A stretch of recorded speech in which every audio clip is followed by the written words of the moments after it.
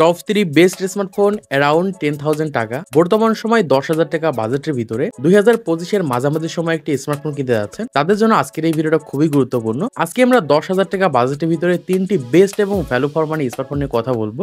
দেখুন, বর্তমান সময় সব থেকে বেশি ফোন সেল হয়ে থাকে 10 থেকে 15,000 টাকা বাজেটের ভিতরে।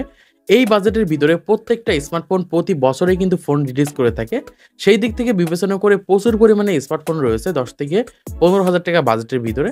তো আজকে আমরা যেহেতু 10,000 টাকা বাজেটের ভিতরে স্মার্টফোন সার্চ করার চেষ্টা করছি, সেই ক্ষেত্রে অনেকে রয়েছে 10,000 বা 11,000 বা 9,000 টাকা বাজেটের ভিতরে একটি স্মার্টফোন কিনতে যাচ্ছেন, তাদের জন্য আজকের এই ভিডিওটা খুবই গুরুত্বপূর্ণ।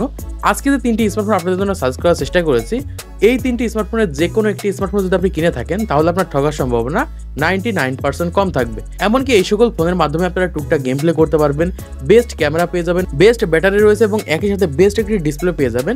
এই দিকগুলো বিবেচনা করে বর্তমান সময় 3টি স্মার্টফোন যেহেতু আপনাদের জন্য সার্চ করার চেষ্টা করেছি, তাই ভিডিওটা প্রথম থেকে লাস্ট পর্যন্ত দেখার চেষ্টা করবেন।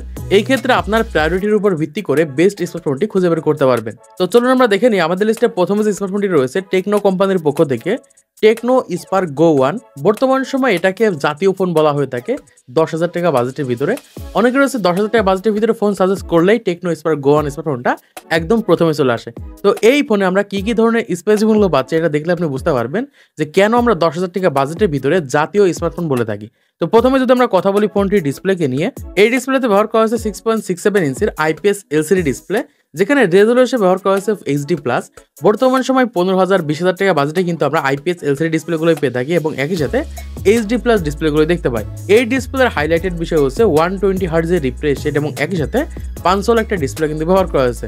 সেই ক্ষেত্রে মোটামুটি বলা যায় 10,000 টাকা বাজেটের ভিতরে বেস্ট একটি ডিসপ্লে স্মার্টফোন হতে পারে। তো এবার আমরা কথা বলবো ফোনটির ব্যাটারিকে নিয়ে। এখানে ব্যাটারিতে আমরা 5000 mAh এর লিথিয়াম পলিমার ব্যাটারি পেয়ে যাচ্ছি এবং একই সাথে রয়েছে 15 ওয়াটের ফাস্ট চার্জার।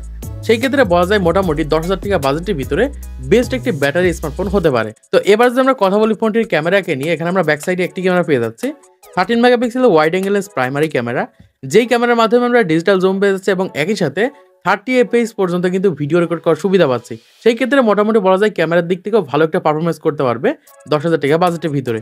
এবার যদি আমরা কথা বলি ফোনটির সেলফি ক্যামেরা নিয়ে, এখানে আমরা 8 megapixel wide angle primary camera পেয়ে যাচ্ছে, যেটার মাধ্যমে বর্তমান সময় ভালো ফটো এবং ভিডিও শুট আপনারা করতে পারবেন। সেই ক্ষেত্রে ক্যামেরার দিক থেকে অনেকটা এগিয়ে থাকবে 10,000 টাকা বাজেটের ভিতরে। তো এবার যদি আমরা কথা বলি ফোনটির হাইলাইটেড বিষয় প্রসেসরকে নিয়ে, এখানে আমরা ইউনেসো T615 প্রসেসর পেয়ে যাচ্ছি, যেই প্রসেসরটা আমরা বর্তমান সময় অক্টোকোর প্রসেসর হিসেবে দেখতে পাচ্ছি এবং একই সাথে রয়েছে 12 ন্যানোমিটার। সেই ক্ষেত্রে মোটামুটি যারা 10,000 টাকা বাজেটের ভিতরে টুকটাক গেম প্লে করবেন, তাদের জন্য বলবো বেস্ট একটি স্মার্টফোন হতে পারে। এই প্রসেসরটি আমরা মালি G57 পেয়ে যাচ্ছি এবং একই সাথে এই ফোনটা আমরা Android 14 এর সাথে দেখতে পাচ্ছি। সেই ক্ষেত্রে মোটামুটি আমরা লেটেস্ট মডেলে কিন্তু একটা স্মার্টফোন দেখতে পাচ্ছি। তো এবার যদি আমরা কথা বলি ফোনটির র্যাম এবং প্রাইসকে নিয়ে, এখানে আমরা 3টা ভেরিয়েন্ট দেখতে পাচ্ছি। একটি হচ্ছে 3GB র্যাম এবং 64GB ইন্টারনাল স্টোরেজ, যার বর্তমান বাজার মূল্য 9,999 টাকা। আরেকটি হচ্ছে 4GB র্যাম এবং 64GB ইন্টারনাল স্টোরেজ, যার বর্তমান বাজার মূল্য 10,999 টাকা। আরেকটি ভেরিয়েন্ট হচ্ছে 4GB র্যাম এবং 128GB ইন্টারনাল স্টোরেজ, যার বর্তমান বাজার মূল্য 12,499 টাকা। তো সেই ক্ষেত্রে তার 10 থেকে 12,000 টাকা বাজেটের ভিতরে একটি স্মার্টফোন কিনতে যাচ্ছেন, তাদের জন্য নিঃসন্দেহে এই ফোনটি বেস্ট হতে পারে। আমাদের লিস্টে দ্বিতীয় নম্বরে যে স্মার্টফোনটি রয়েছে Xiaomi কোম্পানির পক্ষ থেকে, অনেকে রয়েছে Xiaomi ফ্যান বা Xiaomi একটি স্মার্টফোন কিনতে যাচ্ছেন, তাদের জন্য এই ফোনটি নিঃসন্দেহে 10,000 টাকা বাজেটের ভিতরে বেস্ট একটি স্মার্টফোন হতে পারে। তো আমাদের লিস্টে দ্বিতীয় নম্বরে যে ফোনটি রয়েছে Xiaomi Redmi A3। বর্তমান সময় 10,000 টাকা বাজেটের ভিতরে এই ফোনটাকেও ভ্যালু ফর মানি স্মার্টফোন বলা হয়ে থাকে। সেক্ষেত্রে Xiaomi ফ্যান বা Redmi একটি স্মার্টফোন কিনতে যাচ্ছেন, তাদের জন্য নিঃসন্দেহে এই ফোনটি বেস্ট হতে পারে। তো চলুন আমরা দেখে নিই এই ফোনে আমরা কি ধরনের স্পেসিফিকেশনগুলো পাচ্ছি। তো প্রথমে যদি আমরা কথা বলি ফোনটির ডিসপ্লেকে নিয়ে, এখানে ডিসপ্লেতে ব্যবহার করা হয়েছে 6.7 ইঞ্চির একটা IPS LCD ডিসপ্লে, যার রেজোলিউশন ব্যবহার করা হয়েছে HD+ এবং একই সাথে এই ডিসপ্লেতে আমরা 90 হার্টজের একটি রিফ্রেশ রেট পেয়ে যাচ্ছি এবং একই সাথে আমরা এই ডিসপ্লেটা ওয়াটার ড্রপ নচ ডিসপ্লে দেখতে পাচ্ছি এবং এই ডিসপ্লের হাইলাইটেড বিষয় হচ্ছে আমরা কার্মিং গোল্ডা গ্লাস V3 পেয়ে যাচ্ছি। সেই ক্ষেত্রে মোটামুটি বলা যায় 10,000 টাকা বাজেটের ভিতরে বেস্ট একটি ডিসপ্লে স্মার্টফোন হতে পারে। তো এবার যদি আমরা কথা বলি ফোনটির ব্যাটারিকে নিয়ে, এখানে আমরা 5000 mAh এর লিথিয়াম পলিমার ব্যাটারি পেয়ে যাচ্ছি এবং একই সাথে রয়েছে 10 ওয়াটের ফাস্ট চার্জার। দেখুন, বর্তমান সময় 10,000 টাকা বাজেটের ভিতরে আমরা 10 ওয়াট 15 ওয়াট বা 18 ওয়াট পর্যন্ত কিন্তু ফাস্ট চার্জারগুলো পেয়ে থাকি। সেই ক্ষেত্রে এই ফোনে আমরা 5000 mAh এর লিথিয়াম পলিমার ব্যাটারি পেয়ে যাচ্ছি এবং একই সাথে রয়েছে 10 ওয়াটের USB Type-C ফাস্ট চার্জার। সেই ক্ষেত্রে ব্যাটারির দিক থেকে আমাদের কোনো কমপ্লেন নেই। এবার যদি আমরা কথা বলি ফোনটির ক্যামেরাকে নিয়ে, এখানে আমরা ব্যাক সাইডে ডুয়াল ক্যামেরা পেয়ে যাচ্ছি, মানে 2টি ক্যামেরা পেয়ে যাচ্ছি। মেইন ক্যামেরা হচ্ছে 8 মেগাপিক্সেলের ওয়াইড অ্যাঙ্গেল প্রাইমারি ক্যামেরা, আরেকটি হচ্ছে 2 মেগাপিক্সেলের ডেপথ সেন্সর ক্যামেরা। এই ক্যামেরার মাধ্যমে আমরা ডিজিটাল জুম পেয়ে যাচ্ছি এবং একই সাথে 30 এফপিএস পর্যন্ত কিন্তু ভিডিও রেকর্ড করার সুবিধা পাচ্ছি। এক্ষেত্রে মোটামুটি 10,000 টাকা বাজেটের ভিতরে কম্পেয়ার করতে গেলে অনেকটা এগিয়ে থাকবে এই বাজেটের ভিতরে। তো এবার যদি আমরা কথা বলি ফোনটির সেলফি ক্যামেরা নিয়ে, এখানে আমরা 5 মেগাপিক্সেলের ওয়াইড অ্যাঙ্গেল প্রাইমারি ক্যামেরা পেয়ে যাচ্ছি। এই ক্যামেরার মাধ্যমে কিন্তু আমরা 30 এফপিএস পর্যন্ত ভিডিও রেকর্ড করতে পারবো। সেই ক্ষেত্রে কিন্তু ব্যাক ক্যামেরা থেকে কিন্তু সেলফি ক্যামেরার দিক থেকে কিন্তু অনেকটা এগিয়ে থাকবে এই বাজেটের ভিতরে। তো এবার যদি আমরা কথা বলি ফোনটির হাইলাইটেড বিষয় প্রসেসরকে নিয়ে, এখানে আমরা মিডিয়াটেকের একটি প্রসেসর দেখতে পাচ্ছি। মিডিয়াটেক হেলিও G36 একটি প্রসেসর পেয়ে যাচ্ছি।